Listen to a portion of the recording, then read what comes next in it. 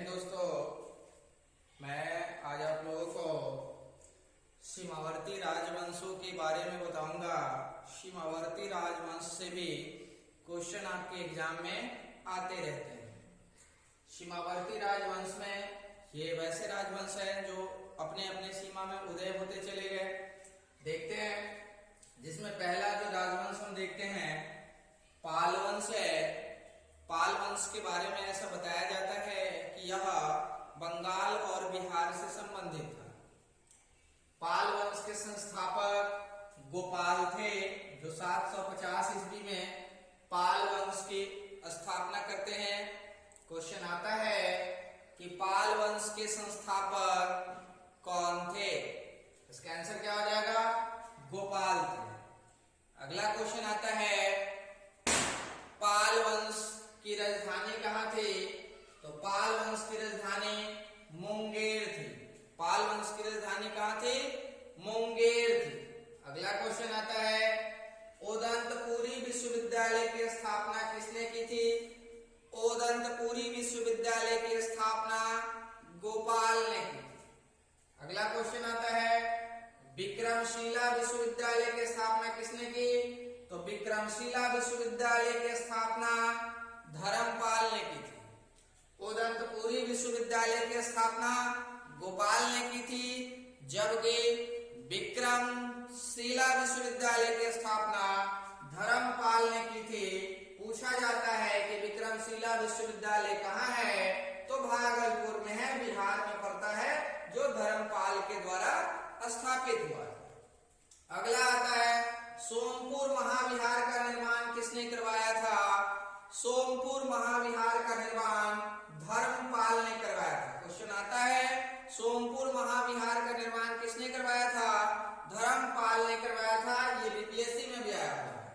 अगला क्वेश्चन आता है ओदंतपुरी के बौद्ध मठ का निर्माण किसने करवाया था? तो ओदंतपुरी में जो बौद्ध मठ बनवाए गए थे वो देवपाल के द्वारा बनवाए गए थे। ओदंतपुरी में बौद्ध मठ का निर्माण किसके द्वारा कराया गया? देवपाल के द्वारा कराया गया। ये भी पाल शासक है।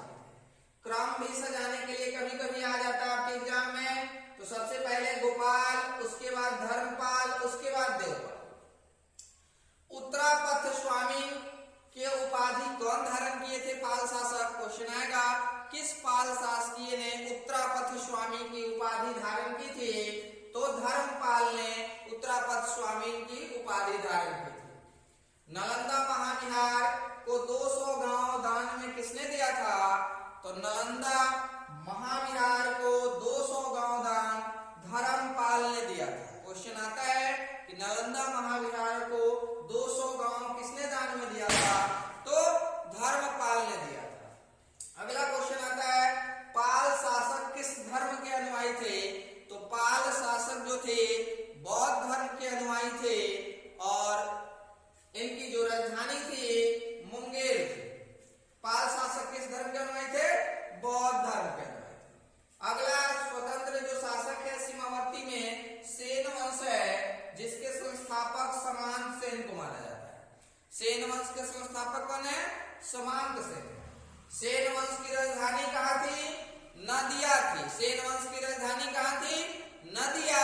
कभी कभी एग्जाम में नदिया ना देकर लखनऊती देता है, तो सेन वंश की राजधानी आप घबराइए नहीं, नदिया या लखनऊती याद रखेंगे। सेन वंश का प्रथम स्वतंत्र शासक कौन हुआ? तो विजय सेन हुआ। सेन वंश का प्रथम स्वतंत्र शासक कौन हुआ? विजय सेन हुआ और वह शैव धर्म का अनुयायी था। अगला देखते हैं दान सागर एक पुस्तक है जिसकी रचना किसने की? तो बल्लाल सेन ने किया था। बल्लाल सेन याद रखेंगे। दान सागर की रचना किसने की? बल्लाल सेन ने किया था। अगला क्वेश्चन आता है अद्भुत सागर की रचना किसने की? तो अद्भुत सागर की रचना बल्लाल सेन ने किया था। तो इस तरह से दोनों पुस्तक के लेखक बल्लाल सेन ही हुए। पहला दान सागर और दूसरा अद्भुत सागर, दोनों के लेखक कौन है? बल्लाल सेन है। यह एक शासक के साथ साथ कवि भी थे। गीत गोविंद के लेखक कौन है? तो गीत गोविंद के लेखक जयदेव है। गीत गोविंद के लेखक बहुत इंपॉर्टेंट क्वेश्चन है और ये किसी ना किसी एग्जाम में टच में रहता है, यानी आते रहता है। गीत गोविंद के लेखक कौन है? तो जयदेव। पवन दूत के लेखक कौन है? तो धोई है। पवन दूत के लेखक कौन है? धोई है। अगला क्वेश्चन आता है, ब्राह्मण्य स्वरस्व के लेखक कौन है? हलायुध है। ब्राह्मण स्वरस्व के लेखक कौन है? हलायुध है। और ये जो तीनों लेखक हैं, जयदेव, धोई, हलायुध, ये तीनों जो थे लक्ष्मण सेन के दरबार में रहते थे। क्वेश्चन आता है कि गीत गोविंद के लेखक जयदेव किसके दरबार में रहते थे? तो लक्ष्मण सेन के दरबार में रहते थे। अगला क्वेश्चन है, अभिलेख सर्वप्रथम हिंदी में उत्कीर्ण किसने करवाया था? तो अभिलेखों में सर्वप्रथम हिंदी में उत्कीर्ण सेन शासक के द्वारा करवाया गया था। अभिलेखों में क्वेश्चन आएगा कि अभिलेखों में सर्वप्रथम हिंदी में उत्कीर्ण या उत्कीर्ण किस शासक के द्वारा कराया गया? तो सेन शासकों के द्वारा हिंदी का प्रयोग पहली बार किया गया। बंगाल का अंतिम हिंदू शासक किसे माना गया? तो बंगाल का अंतिम हिंदू शासक लक्ष्मण सेन को माना गया, जो कि सेन वंश से संबंधित है। लक्ष्मण सेन के ही दरबार में जयदेव, हलायुध, धोई रहते थे। जयदेव की रचना गीत गोविंद है, धोई की रचना पवन दूत है, हलायुध की रचना ब्राह्मण स्वरस्व है। अगला राजवंश है कश्मीर के राजवंश, जो कि सीमावर्ती राजवंश के उदय में ही आता है। और दूसरी, जब स्वतंत्र राज्य पढ़ाएंगे उसमें भी कश्मीर का नाम आता है, स्वतंत्र राजवंश का, जिसे मुगलों ने मिला लिया अपने अधीन। तो वो कल के चैप्टर में मैं बताऊंगा कश्मीर स्वतंत्र जो राज्य है उसके बारे में। कश्मीर पर 3 राजवंशों ने राज किया। पहला आता है कारकोट वंश, दूसरा आता है उत्पल वंश और तीसरा आता है लोहार वंश। क्वेश्चन आएगा आपके एग्जाम में कि कश्मीर में कितने राजवंशों ने राज किया? तो 3 वंश, कारकोट वंश, उत्पल वंश और लोहार वंश। पिछले बिहार पुलिस में क्वेश्चन आया था कि कश्मीर में का प्रथम जो राजवंश था कारकोट वंश, जिसके संस्थापक कौन थे? तो याद रखेंगे आप लोग, कारकोट वंश के संस्थापक दुर्लभ वर्धन थे। कारकोट वंश के संस्थापक दुर्लभ वर्धन थे। और कश्मीर पे कितने राजवंशों ने राज किया? तो 3 राजवंशों ने। कौन कौन? कारकोट वंश, उत्पल वंश और लोहार वंश। आगे देखते हैं, कारकोट वंश के संस्थापक कौन है? तो दुर्लभ वर्मन है। कारकोट वंश के संस्थापक कौन है? दुर्लभ वर्मन।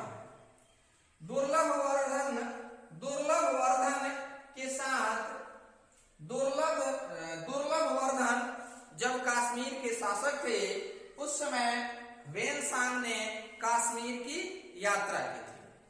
क्वेश्चन आता है कि वेनसांग ने कश्मीर की यात्रा की, उस समय वहां के शासक कौन थे? तो दुर्लभ वर्धन थे, जो कि कारकोट वंश के संस्थापक थे।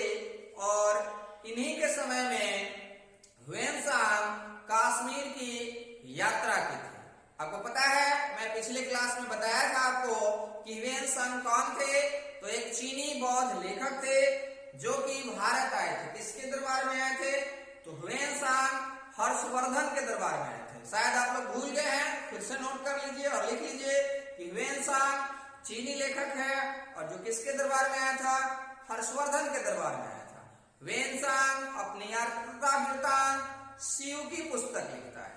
वेनसांग नालंदा विश्वविद्यालय में अध्ययन करता है। उस समय क्वेश्चन आता है कि जब वेनसांग नालंदा विश्वविद्यालय में अध्ययन कर रहे थे, उस समय वहां के आचार्य कौन थे? तो आचार्य शीलभद्र थे। याद रखेंगे। आगे देखते हैं, कश्मीर का अगला यहीं पे है, ये हो गया। आगे, कश्मीर का मार्तंड मंदिर का निर्माण किसने करवाया था? बहुत इंपॉर्टेंट क्वेश्चन है। क्वेश्चन हमेशा ये आते रहता है कि कश्मीर के मार्तंड मंदिर का निर्माण किसने करवाया था? तो ललितादित्य मुक्तापिंड ने करवाया था। याद रखेंगे, कश्मीर के मार्तंड मंदिर का निर्माण किसने करवाया था? तो ललितादित्य मुक्तापिंड ने करवाया था। अगला क्वेश्चन, उत्पल वंश। उत्पल वंश कारकोट वंश के बाद उत्पल वंश आता है। उत्पल वंश की स्थापना किसने की? इसका आंसर होगा अवंती वर्मन। उत्पल वंश की स्थापना किसने की? अवंती वर्मन। अगला क्वेश्चन आता है उत्पल वंश की रानी दीधा। क्वेश्चन आता है रानी दीधा का संबंध बताइए। तो उत्पल वंश से रानी दीधा का संबंध उत्पल वंश से।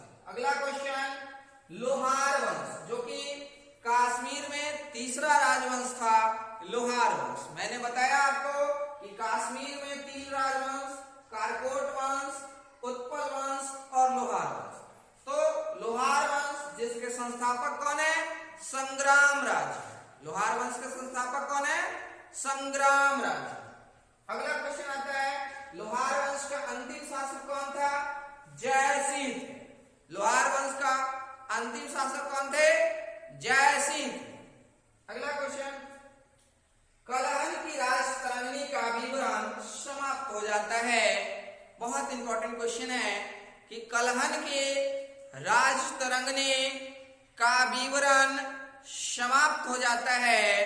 तो लोहार वंश के शासक जयसिंह के शासन समाप्त होते ही राजतरंगिणी का विवरण समाप्त हो जाता है। क्वेश्चन आता है आपके एग्जाम में कि राजतरंगिणी के लेखक कौन है? तो कलहन है।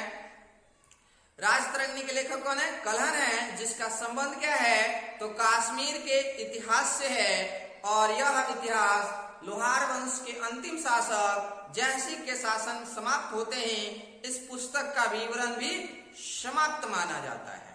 इस तरह से मैंने आज आपको सीमावर्ती राजवंशों के उदय के बारे में बताया। धन्यवाद।